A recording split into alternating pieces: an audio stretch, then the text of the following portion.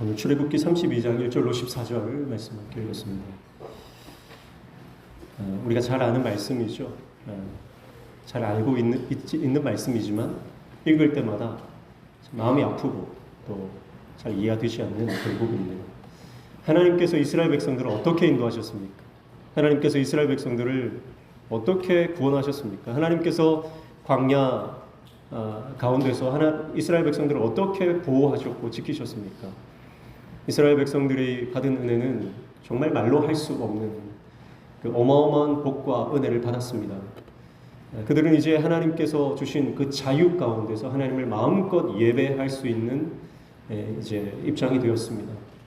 그리고 하나님께서는 이제 시내산에서 그들과 언약을 체결하시고 이제 하나님의 백성으로서 거룩하게 그들을 구별하여 이제 그들을 이끌어내시고 인도하시고 앞으로 주님과 동행하는 삶이 될 것인데, 오늘 본문은요, 이스라엘 백성들이 그런 하나님께 반역을 해도 정말 지독한 반역을 하고 하나님을 정말 배신하는 그런 장면을 보게 됩니다. 금송아지를 만들어서 금송아지를 하나님이다 그러며 금송아지를 음란하게 섬기는 그 백성들의 모습, 그리고 그 하나님의 진노, 그러나 그 진노를 막아서며 하나님 앞에 기도하는 모세의 모습, 우리 본문을 통해서 볼 수가 있습니다. 먼저 1절에 보시면 백성이 모세가 산에서 내려옴이 더딤을 보고 모여 백성이 아론에게 이르러 말하되 일어나라, 우리를 위하여 우리를 인도할 신을 만들라. 이 모세 곧 우리를 애굽 땅에서 인도하여 낸 사람은 어찌 되었는지 알지 못함이니라. 그렇게 말하고 있어요. 모세를 향해서 이 모세 그렇게 말합니다. 이것은 이 사람 모세라고 이렇게 해석할 수 있는데요, 이것은 다분히 경멸적인 뉘앙스입니다. 그러니까 모세를 존중하거나 모세를 인정하는 것이 아니라 이 사람 모세라고 하면서 모세를 깎아내리고 모세를 경멸하는 투로 모세를 부르고 있습니다. 이것은 단순한 지도자인 모세를 향한 모욕이 아니고 바로 하나님을 향한 비아냥이고요, 불신앙의 표현이라고 볼 수가 있습니다. 왜 그렇습니까? 눈에 보이지 않으니까 그래요. 모세가 눈에 보이지 않으니까 믿음이 흔들리고 그들 안에 원망과 불평이 증폭되는 것을 볼 수가 있습니다. 인간은 그런 존재예요. 인간은 눈에 보이는 것을 원합니다. 지금 당장 나에게 안정감을 줄 수 있는, 손에 잡히는 것을 원하는 것이 인간의 본성이에요. 그래서 당장 그 모세가 사라지니까 그들 안에 있었던 불안과 두려움과 염려와 걱정과 근심들이 점점 증폭되기 시작한 겁니다. 그래서 모세가 있으니까 제어가 되었던 그들의 모든 악한 감정들이 모세가 사라지자 그 안에서 불일 듯이 일어났다는 것을 볼 수가 있어요. 더 직접적인 원인은 뭐냐면 1장 제일 앞에 보면 백성이 모세가 산에서 내려옴이 더딤을 보고라고 했지요. 그래서 시간입니다. 시간. 모세가 산에 올라갈 때 백성들에게 올라간다고만 말했지 언제 내려온다고는 말을 안 했어요. 그래서 언제 내려온다고 말을 안 하니까 백성들의 입장에서는 지금 모세가 올라가서 우리는 40일 만에 내려왔다는 것을 압니다. 그러나 백성들 입장에서는 그게 일주일이 걸릴지 보름이 걸릴지 한 달이 걸릴지 모르는 겁니다. 그런데 여러분 생각해 보세요. 그 광야 한가운데 있는 시내산입니다. 척박한 땅, 그리고 척박한 산, 황량하고 높은 그리고 험악한 산입니다. 그 산에 올라가서 여러분 한 달이 지나도록 내려오지 않았다 생각해 보세요. 그러면 누구나 모세가 이제 죽었다라고 생각할 수 있습니다. 그게 상식적인 거예요. 그래서 더디다라고 하는 것은 모세가 지금 늦게 내려왔다는 것인데요, 이 더디다의 히브리어 동사를 보면 이것은 실망스럽다라고 하는 단어가 그 원형입니다. 실망스럽다. 그러니까 백성들이 더디 내려옴을 보고 뭐 했다는 거예요? 실망했다는 거죠. 이쯤 되면 내려올 거야 라고 생각했던 것 같아요. 그래도 한 3일이면 내려오겠지, 아니면 한 일주일이면 내려오겠지라고 했는데 백성들이 마음이 실망이 될 정도로 모세가 빨리 내려오지를 않았다라고 하는 것입니다. 그래서 믿음이라고 하는 것은요, 어쩌면 기다림이에요. 그런데 제일 힘든 것도 기다림입니다.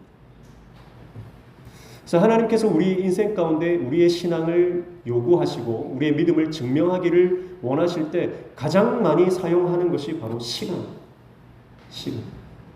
그 하나님의 시간을 기다릴 수 있는 사람, 그 사람이 믿음의 사람이에요. 그래서 성경에 나오는 쓰임받았던 모든 하나님의 사람들은요, 적게는 몇 년에서 많게는 수십 년 기다림의 시간을 반드시 거칩니다. 그리고 그 기다림의 시간 동안 흔들리지 않고 주님을 바라보고 끝까지 주님과 동행했을 때에 그 시간에 하나님의 시간이 되자 그들은 하나님의 영광을 경험하고 하나님의 역사를 체험하게 되는 것입니다. 여러분, 우리가 실망이 될 때 다른 신을 찾게 돼 있어요. 우리 마음이 낭망이 되고 우리 마음이 실망이 되면 하나님이 아니라 다른 신을 찾게 돼 있다. 그래서 지금 이스라엘 백성들이 그 시간 안에서 하나님의 시간을 기다리지 못하고 자신의 시간 안에서 하나님을 해석하기 시작합니다. 그래서 자신의 보여져야만 하는 그 시간 안에서 눈에 보이는 가시적인 신을 찾기 시작했어요. 그게 바로 금송아지인 것입니다. 그래서 2절부터 4절까지 보면 아론이 이 금송아지를 이제 만드는 내용이 나오죠. 2절에 보면 아론이 그들에게 이르되 너희의 아내와 자녀의 귀에서 금고리를 빼어 내게로 가져오라. 모든 백성이 그 귀에서 금고리를 빼어 아론에게로 가져가매 4절 아론이 그들의 손에서 금고리를 받아 부어서 조각칼로 새겨 송아지 형상을 만드니 그들이 말하되 이스라엘아 이는 너희를 애굽 땅에서 인도하여 낸 너희의 신이로다 하는지라. 지금 우리가 출애굽기를 보면서 지금까지 하나님께서 계속해서 반복적으로 하신 말씀이 뭐예요? 성막을 어떻게 만들 것인지, 성막의 그 기구들을 어떻게 만들 것인지, 그리고 재료는 뭔지, 모양은 어떤지, 또 누가 만들 것인지 그것에 대해서 하나님께서 철저하게 말씀하셨어요. 모든 것은 하나님의 말씀대로 하나님께서 가르쳐 주신 식양과 디자인으로 하나님께서 지정하신 재료들을 가지고 성전 기물을 만들고 하나님을 섬길 모든 성막의 그 기구들을 만들어라고 말씀하신 거예요. 그런데 그렇게 실컷 가르쳤는데 아론이 하는 일은 뭐예요? 하나님께서 가르쳐 주신 디자인이 아니라 자신이 생각하는, 사람들이 생각하는 하나님의 형상을 만들어내기 시작하는 것입니다. 그래서 나온 게 송아지 모양인 거예요. 송아지 형상은요, 이 소는요, 고대 근동 지역에서 풍요와 다산의 신으로 숭배되었습니다. 그들이 나왔던 애굽 땅에도 이 소의 신이 있었어요. 아피스 신이라고 소를 섬겼죠. 소를 숭배했죠. 그래서 이 소가 그들에게 풍요를 가져다 준다 그렇게 생각했습니다. 그러니까 그들의 뇌리에 남아있던, 그들의 기억에 남아있던 그들을 인도할 신 하니까 송아지가 튀어나온 거예요. 이것은 십계명의 제2계명을 정면으로 거역하는 장면입니다. 하나님은 땅 위에 하늘에 있는 것이나 땅 아래 물속에 있는 그 어떤 것의 형상이라도 만들지 말라고 말씀하셨지만 이스라엘 백성들은 지금 하나님의 형상이라고 하면서 금으로 송아지를 만들어내고 있습니다. 그래서 백성들이 원했던 것, 백성들이 요구하고 있는 것, 손에 잡히고 귀에 들리고 가시적으로 눈에 보이는 가짜 신을 만들어내고 있는 것을 볼 수가 있습니다. 여러분 가만히 보시면요, 하나님께서 지금까지 만들어라고 제작하라고 말씀하신 모든 것들은요, 어떤 하나님을 가리키는 형상은 하나도 없어요. 모든 것은 하나님의 임재를 상징하는 모양들 뿐입니다. 이게 하나님이다 하고 하나님의 형상을 만든 것은 단 하나도 없습니다. 왜 그럴까요? 왜냐하면 이게 하나님이다 하고 하나님의 형상을 만들었다간 눈에 보이는 그 형상에 매몰되어서 진정한 하나님, 눈에 보이지 않는 하나님을 우리가 볼 수 없기 때문에 그렇습니다. 말씀을 들어도 내 생각과 내 기대 속에 갇혀 있으면 순종할 수 없는 게 인간입니다. 사랑하는 성도 여러분, 오늘 우리가 실컷 말씀을 듣고 불순종하는 이스라엘 백성들이 아니라 하나님의 말씀을 듣고 그 말씀에 순종하는 순종의 종이 되시기를 주님의 이름으로 축복합니다. 그래서 내 생각을 버려야 됩니다. 내 기대를 버려야 됩니다. 특별히 우리의 시간 안에서 내 생각에는 너무 더디다. 그래서 모세가 죽었을 것이다 라고 생각하는 그 상식과 논리적인 그 모든 것들을 십자가에 못 박아야 됩니다. 믿음은 현실을 초월하는 겁니다. 믿음은 내 상식을 넘어서는 겁니다. 믿음은 내 경험조차 뛰어넘는 것이죠. 그래서 내 생각 안에 갇혀있지 말고 하나님의 말씀, 그 말씀의 역사를 기대하는 저와 여러분 되시기를 축복합니다. 그래서 이스라엘 백성들이 음란한 우상숭배로 빠졌던 이유는 하나님의 시간 안에서 그 시간을 인내하고 버티지 못했기 때문인 것입니다. 그런데 아론이 또 이렇게 말해요. 5절에 보십시오. 아론이 보고 그 앞에 제단을 쌓고 이에 아론이 공포하여 이르되 내일은 여호와의 절일이니라 하니, 그렇게 말하죠. 아론은 한술 더 떠서 이 황금 송아지를 만들고 나서 이것이 하나님이다 그리고 내일은 여호와의 절일이다, 그렇게 하나님의 절기를 선포를 합니다. 절기라고 하는 것은 하나님께서 지정해 주시는 거죠. 그래서 이것은 하나님의 시간표입니다. 하나님의 시간표대로 살아가는 것이 하나님의 백성의 삶이고, 하나님께서 지정하신 절기, 하나님의 시간표 안에서 하나님을 예배하는 그것이 이스라엘 백성들의 정체성입니다. 그런데 아론은 자기 멋대로 여호와의 절기를 지정하고 있는 겁니다. 송아지의 형상을 만들어 공간을 더럽히더니 이제는 신성한 절기를 자기 마음대로 선포함으로 하나님의 시간을 오염시키고 더럽히고 있는 것을 볼 수가 있습니다.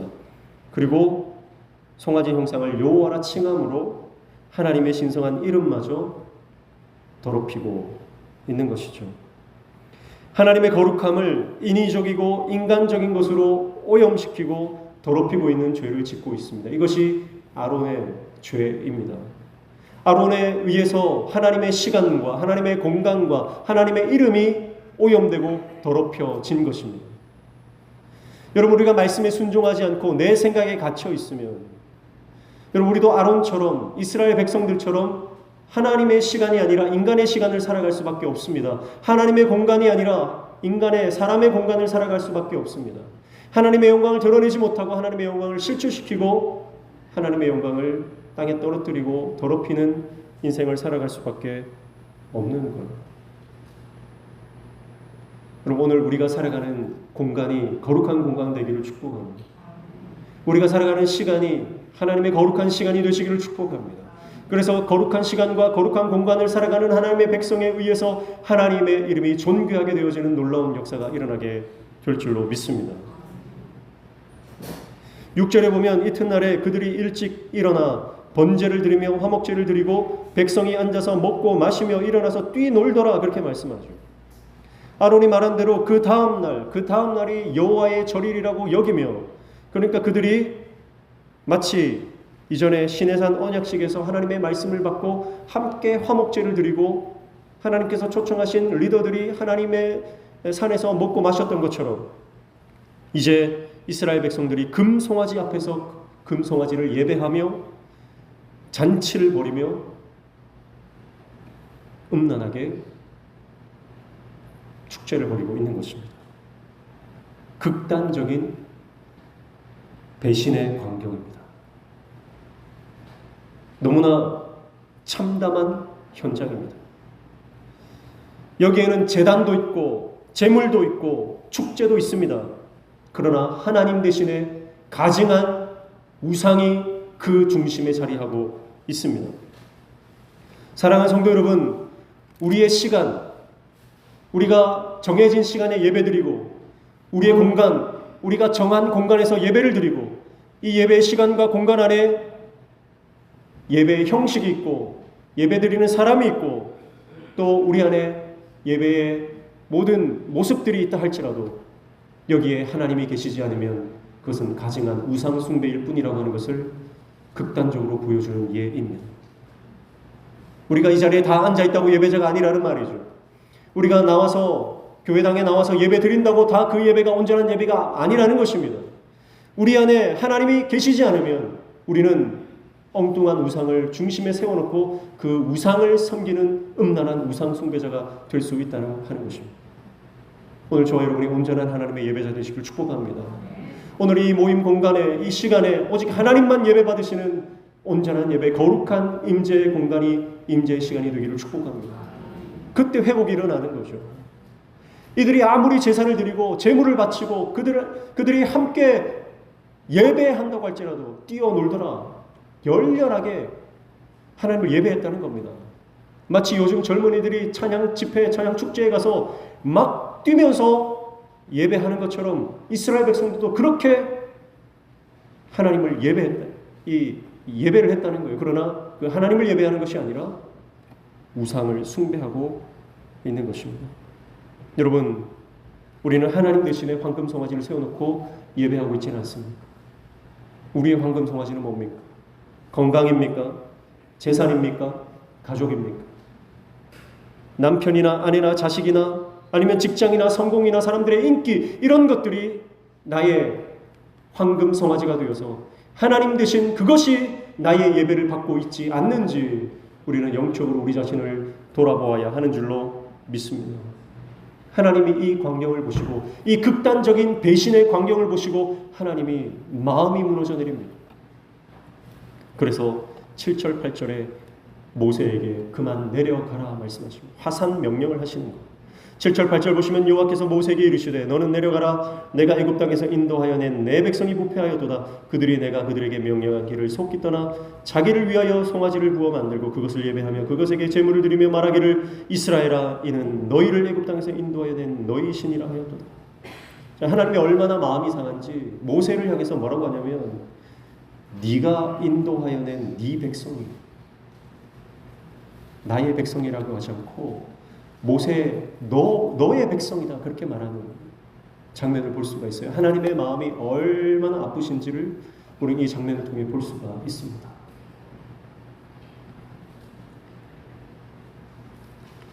하나님께서 하나님의 열심으로 하나님의 신실하심으로 하나님의 그 철저한 구원의 구속의 계획을 가지고 이스라엘 백성들을 이끌어냈더니 가증한 우상을 세워놓고 그들이 그 앞에서 절하며 이 황금 송아지가 우리를 애굽에서 이끌어냈다.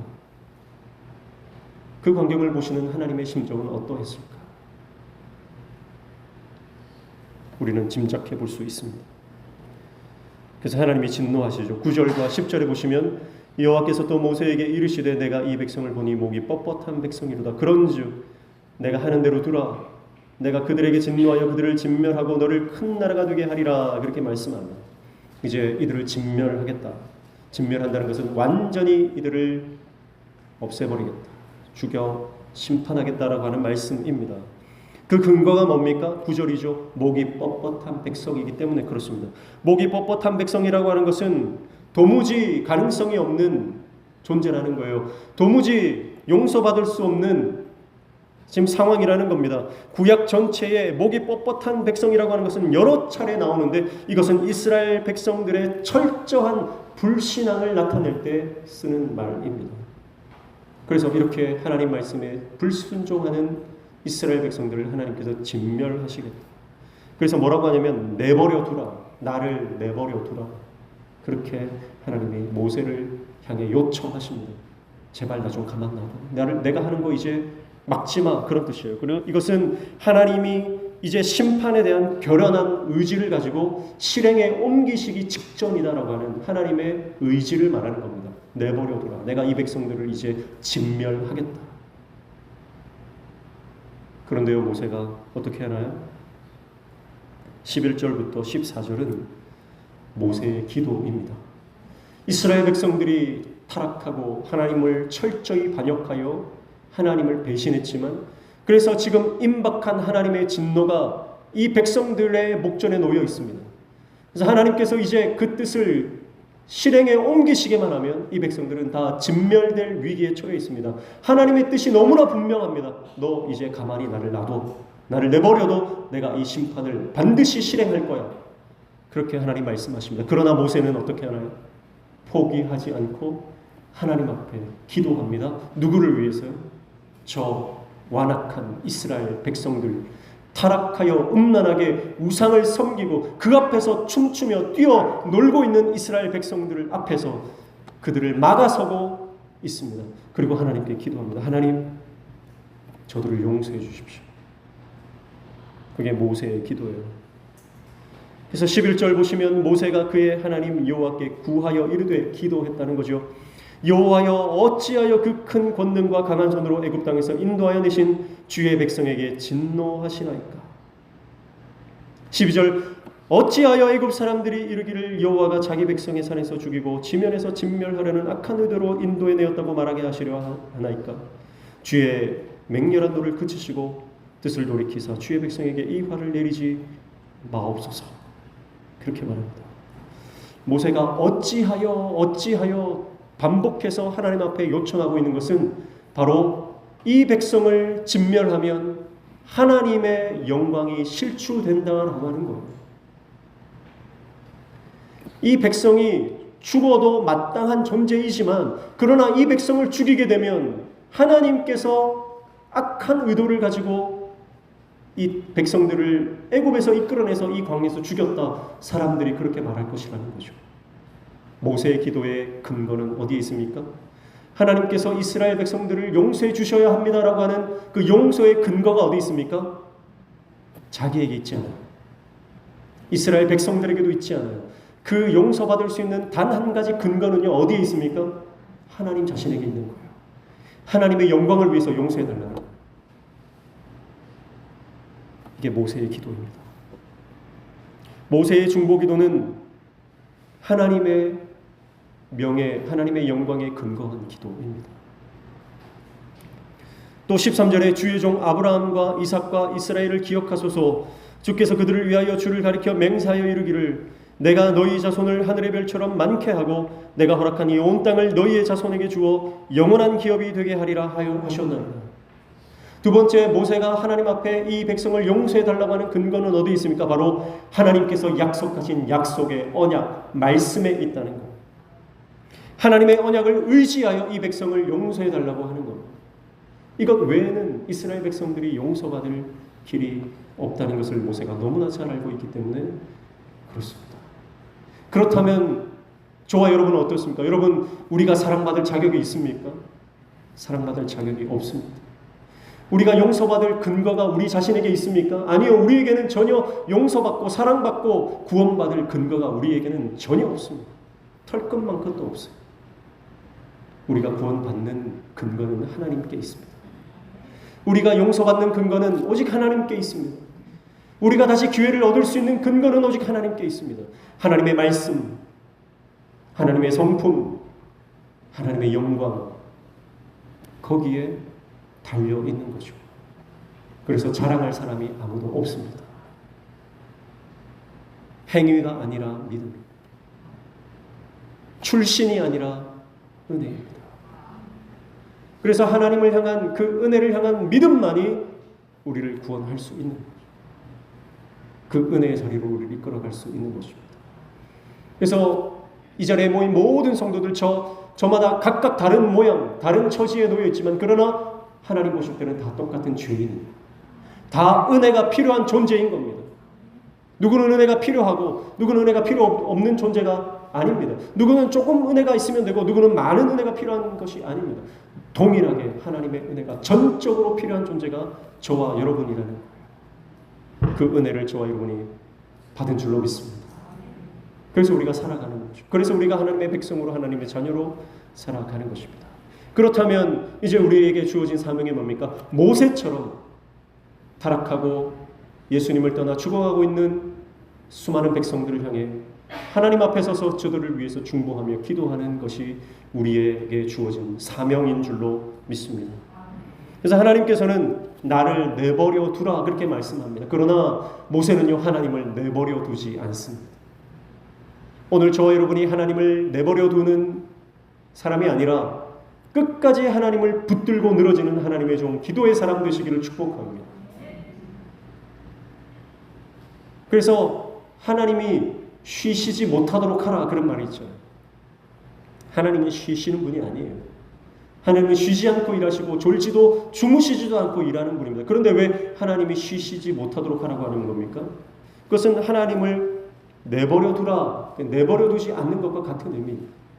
하나님의 심판의 의지가 너무나 결연하지만, 그러나 그 하나님의 심판의 의지를 우리의 기도로 하나님의 뜻을 돌이킬 수 있다고 하는 것을 믿고 끝까지 기도하는 것. 그래서 하나님이 쉬지 않으시는 분이지만 그 쉬지 않음에 우리가 동참하게 되는 것, 그것이 바로 모세의 기도인 것이죠. 근데 우리는 하나님을 너무 많이 내버려 둡니다. 하나님을 너무 많이 내버려 두는 것. 기도의 자리에 가는 것을 너무나 힘들어하고 귀찮아하고 바쁘다는 핑계로 이 기도의 사명을 감당하지 못하는 경우가 너무 많은 거죠. 사랑하는 성도 여러분, 오늘 우리가 하나님이 나를 좀 내버려 두라고 말씀하시더라도 기도의 자리로 나가 끈질기게 주님의 말씀을 붙잡고 기도하는, 하나님을 붙들고 늘어지는 기도의 종 다 되시기를 축복합니다. 야복 강가에서 나타난 하나님의 사자 야곱을 향해 이제 좀 나를 내버려 두라, 이제 좀 나를 가게 하라고 말합니다. 그러나 야곱은 그 하나님의 사자를 가게 두지 않습니다. 끝까지 물고 늘어지는 거예요. 나에게 복을 주지 않으면 내가 놓을 수 없습니다. 그러니까 어쩌면 하나님께서 나를 내버려 두라라고 하는 이 말씀은 하나님의 본심이 아닙니다. 이스라엘 백성을 용서하시고자 하는 그 하나님의 본심이 이 말씀 안에 들어있는 줄로 믿습니다. 사랑하는 성도 여러분, 오늘 우리가 하나님의 말씀 붙잡고 남편을 위해, 아내를 위해, 자녀를 위해 기도하는 이 기도를 포기하지 않기를 축복합니다. 사랑하는 형제, 자매들을 위해, 내 가족을 위해서, 사랑하는 친구를 위해서, 이웃을 위해서 중보 기도하는 것을 포기하지 않는 하나님의 종 되시기를 축복합니다. 그래서 모세의 이 기도를 통해서 하나님이 어떻게 하십니까? 즉각적으로 뜻을 돌이키세요. 14절 보십시오. 여호와께서 뜻을 돌이키사 말씀하신 화를 그 백성에게 내리지 아니하십니다. 아멘.